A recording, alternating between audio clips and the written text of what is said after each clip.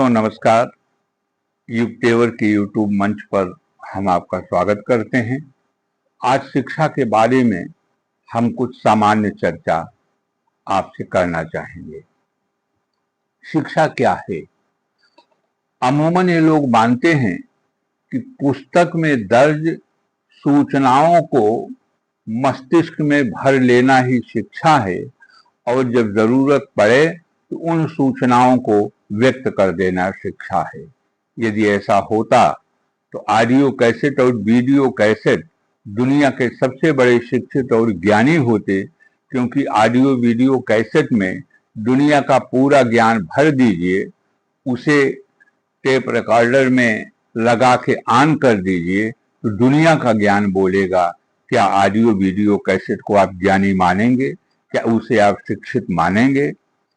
वस्तुतः शिक्षा वह सीखना है, वह समझना है, वह बोध हासिल करना है जिससे हमारे व्यवहार में बेहतर परिवर्तन आए और हमारे व्यवहार का यह बेहतर परिवर्तन हमारे व्यक्तित्व को भी बेहतर बनाए।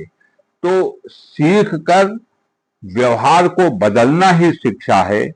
एक उदाहरण आप लीजिए, एक बच्चे के सामने दीप लौ रख दीजिए, वो दीपक बच्चे के सामने रखिए तो दीप की लौ की सुंदरता से बच्चा आकर्षित होगा, उसको पकड़ने के लिए दौड़ेगा।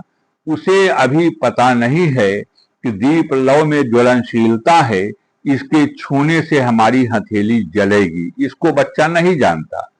तो उस दीप लौ के सौंदर्य से आकृष्ट होकर जब उसको पकड़ने की कोशिश करता है और दीप लौ से हथेली छू जाती है, जलन होती है, जलन की पीड़ा से बच्चा चीख कर हाथ वापस कर लेता है। अब बच्चा समझ गया कि दीप लौ में आग होती है, ये हमको जलाती है। दोबारा जब दीप लौ बच्चे के सामने आप रखोगे तो उसका व्यवहार बदल जाएगा। अब दीप लौ पकड़ने के बजाय वह उससे दूर हटेगा और समय बीतने के साथ जब बच्चे को पता चल जाएगा दीपक के स्वभाव के बारे में, तब वह उसकी रोशनी से काम लेगा। कभी कभी एक भ्रम ये भी पैदा होता है कि लोग कहते हैं कि एक शिक्षक एक गुरु कुंभकार के समान है। जिस तरह एक कुंभकार मिट्टी से जिस तरह का चाहे आकार बना दे, वो देवता बना दे, वो राक्षस बना दे, मनुष्य बना दे, तोता बना दे, पिंजरा बना दे, जो आकार चाहे वो बना दे, उसी तरह एक शिक्षक एक गुरु भी जैसा चाहे जो चाहे अपने शिष्य को बना दे। लेकिन ये धारणा सही नहीं है, ये धारणा गलत है। वस्तुतः बच्चा वही बन सकता है जो बनने की जन्मजात संभावना उसमें होती है। यानी वंश परंपरा से जो शक्तियां, जो विशेषताएं बच्चों को मिली हैं, उनको पहचानने की जरूरत है और उसको विकसित करने की जरूरत होती है। उदाहरण के लिए मान लीजिए बच्चे में गाने का जन्मजात हुनर नहीं है। अगर गायन का जन्मजात हुनर नहीं है तो आप बहुत बड़े संगीत शिक्षक के पास उसको रख दीजिए, वो संगीत का पूरा शास्त्र तो समझ लेगा, लेकिन जब गाना होगा तो बच्चा कंठ से अच्छा गान नहीं कर पाएगा, क्योंकि गायन की जन्मजात विशेषता उसमें नहीं है। इसे एक रूपक से समझ लीजिए, किसान को अध्यापक समझिए, खेत को विद्यालय समझिए, बीज को बच्चा समझिए। एक समझदार किसान जानता है कि उसका बीज किस मौसम में, किस तरह की मिट्टी में, कितनी नमी में, कितने उर्वरक में फसल तैयार होगी। तो उस बीज के स्वभाव को जानकर उसके अनुकूल वो खेत का वातावरण देता है तो पौधे विकसित होते हैं, लहलहाते हैं और अच्छी फसल होती है। ठीक उसी तरह एक अध्यापक को अपने बच्चे की जन्मजात शक्तियों को, उसकी क्षमताओं को, उसकी अभिरुचियों को समझ लेना चाहिए और उसके अनुकूल ही उसको वातावरण देना चाहिए। अगर विज्ञान पढ़ने की क्षमता उस बच्चे में नहीं है और जबरदस्ती आप उसको डॉक्टर इंजीनियर बनाना चाहोगे, वो बच्चा बन नहीं पाएगा, क्योंकि जन्मजात क्षमता उसमें नहीं है।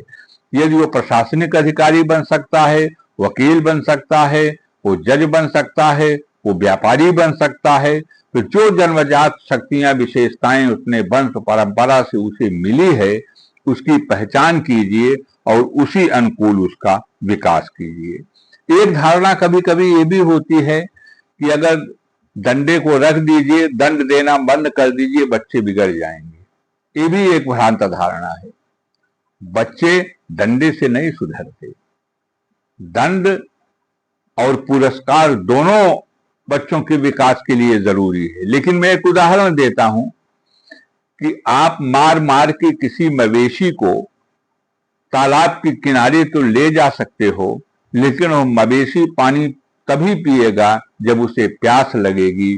तो बच्चे में जिज्ञासा पैदा करो, जानने की भूख पैदा करो, जानने की प्यास पैदा करो। यदि उसके अंदर ज्ञान पिपासा पैदा हो गई तो बच्चा तब तक सक्रिय रहेगा जब तक उसे वांछित ज्ञान प्राप्त नहीं हो जाता। कभी कभी बच्चों में याद करने की समस्या आती है। कहते हैं मैं इस पाठ को, इस अध्याय को याद करता हूं और भूल जाता हूं। इसका सबसे अच्छा समाधान यह है कि पहले उस अध्याय को, जिसे आपको समझना है, याद करना है, उसका जो कंटेंट है, उसकी जो विषय वस्तु है, उसको पहले समझ लीजिए। जितना अधिक समझिएगा उतने आपकी याद में वह चीज स्थिर हो जाएगी। यदि फिर भी आप याद करते हैं, भूल जाते हैं, तो पहले उस पाठ को समझिए। समझ लेने के बाद स्वयं 4 से 5 बार उसको लिखिए। यदि आप ऐसा करते हैं तो वह अध्याय, वह पाठ आपकी स्मृति में स्थिर हो जाएगा। बच्चा क्या बनेगा ये निर्णय आप नहीं ले सकते। मनोवैज्ञानिकों से काउंसलिंग करवाइए। वो बच्चे से बातचीत करके उसके भीतर छुपी शक्तियों को, उन विशेषताओं को पहचान लेगा। उसके परामर्श के अनुसार ही उस बच्चे की आप शिक्षा का स्वरूप तय कीजिए। और अंत में मैं कहना चाहूंगा कि इस दुनिया में प्रत्येक वस्तु से आप कुछ न कुछ सीख सकते हैं। तो बच्चे में वो नजरिया, वो दृष्टिकोण पैदा कीजिए, वो दुनिया में हर चीज से सीख सके। चींटी से निरंतर श्रम करना सीखे, मधुमक्खी से गुण संचयन की कला सीखे। तो सीखने का एक नजरिया उसमें विकसित करना बहुत जरूरी होता है। बहुत बहुत धन्यवाद।